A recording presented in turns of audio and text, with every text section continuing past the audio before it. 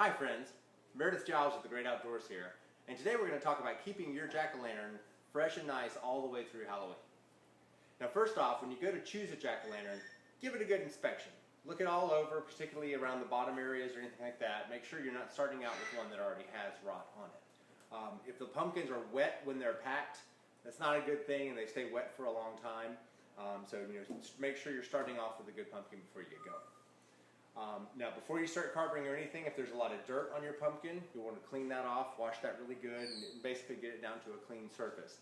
The skin of a pumpkin generally helps protect it, but we're about to penetrate that with a knife and cut it up, so we want to make sure we start off with a good clean surface.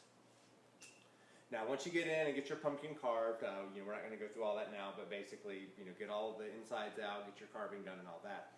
The next thing you're going to want to do is to basically kill anything that might be on any of the surfaces. The best way to do that would be with a simple solution of about 10 parts water to 1 part rubbing alcohol.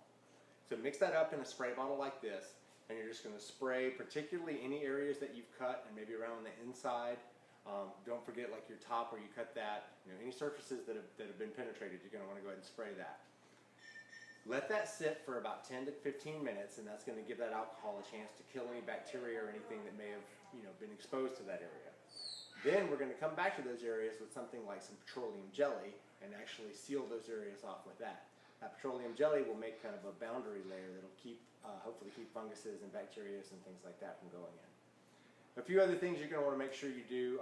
Try to avoid as much sunshine as possible. If you could have it in the shade all the time, that would be great.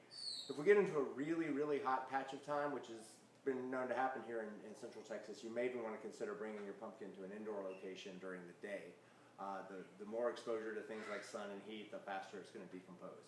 So anything you can do to prevent that would be great.